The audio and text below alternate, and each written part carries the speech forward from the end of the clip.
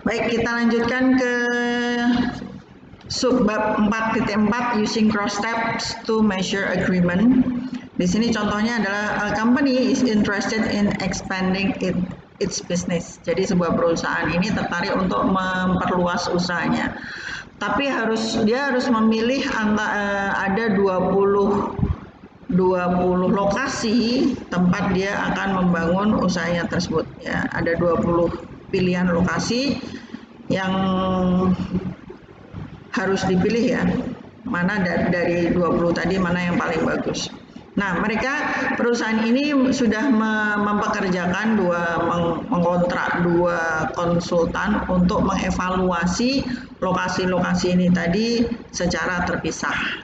Ya, in addition to an extended report, each consultant was asked to summarize each site as a good, fair, or poor prospect. Nah, sebagai tambahan nanti di laporan mereka masing-masing konsultan tadi diminta untuk meringkas lokasi tadi, kemudian dikategorikan apakah dia termasuk good, ya bagus, fair, sedang-sedang saja, dan poor, ya jelek.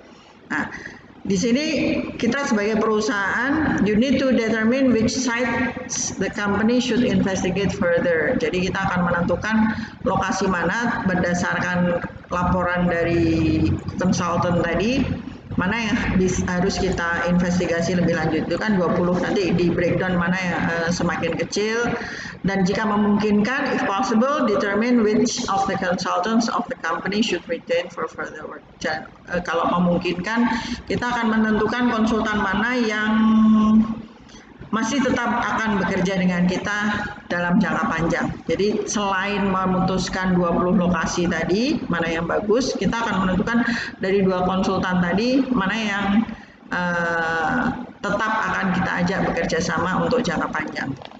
Nah, ratingnya konsultan di sini ada di data namanya site.sav. Oke.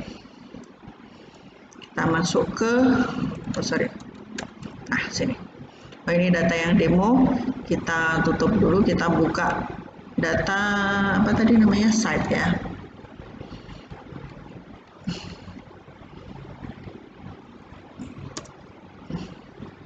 Ya, datanya sedikit aja. Ini konsultan 1 sama konsultan 2, ada 20 lokasi ya. Konsultan 1 bilang 3, konsultan 2 juga bilang 3, konsultan 1 bilang 1, konsultan 2 bilang 1. Ini lokasinya, ini masing-masing lokasi, ini datanya. Nah, sekarang di sini kita akan lihat ratingnya. 1 itu for poor, 2 fair, 3 good. Oke. Kita akan langsung running analysisnya. Kita klik analyze, descriptive statistic, cross steps. Kita akan pilih rating 1, rating dari konsultan 1 di row, rating dari konsultan 2 di kolom. Ya. Kemudian setelah itu kita klik statistics, kita pilih kappa, ya. Kemudian kita klik continue, kemudian kita klik OK.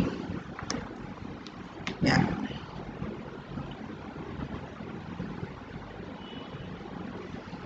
Oke, kita lihat mana kapanya.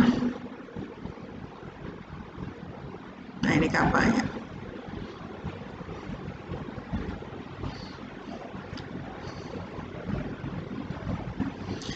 Kapanya di sini nilainya tidak sama dengan 0 ya, atau 0,478. Ini menunjukkan bahwa rating konsultan ini pada umumnya dia sama ya.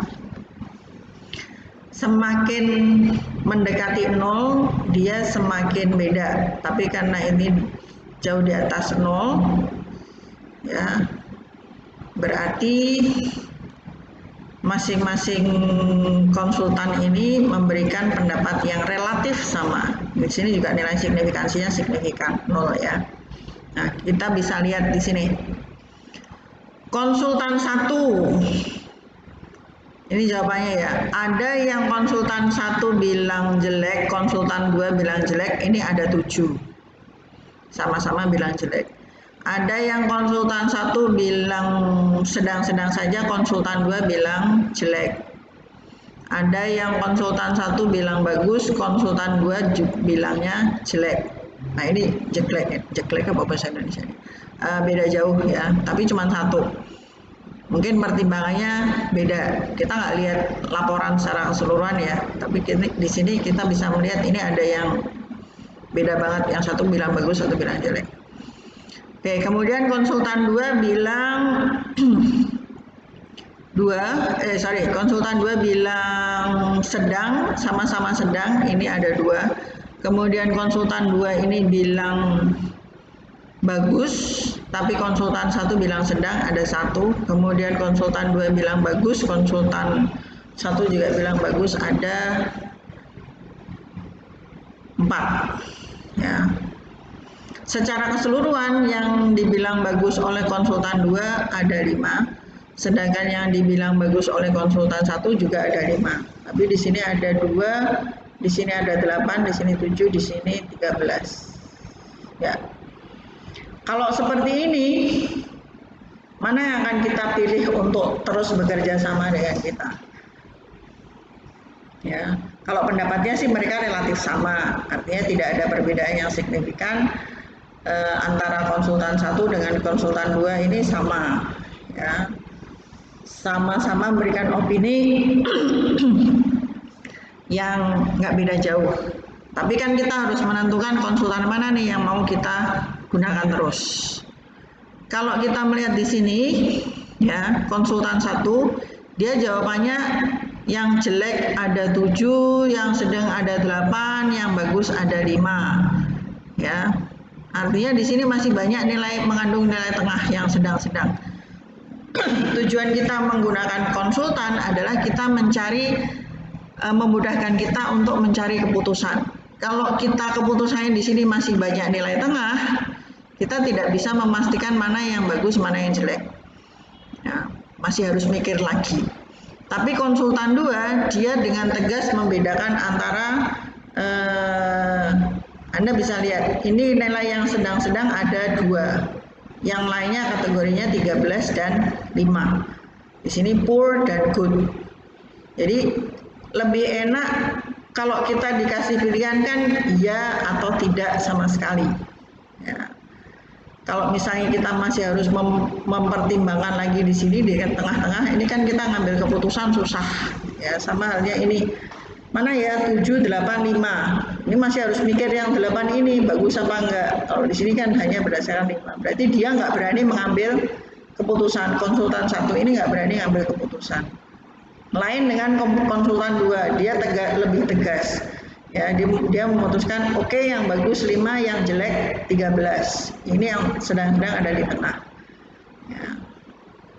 Proporsinya ini sudah kelihatan. Yang fair to good ini ada 7, yang di sini 13. Yang di sini 8 sama 5 13, sisanya 7. Nah, ini kan kalau ngambil keputusan di sini repot ini. Lebih enak konsultan 2. Jadi kita putuskan konsultan 2 itu lebih nyaman untuk dilanjutkan kerjasamanya dalam jangka panjang. Oke, itu untuk penggunaan PROSTEP untuk mengukur kesepakatan.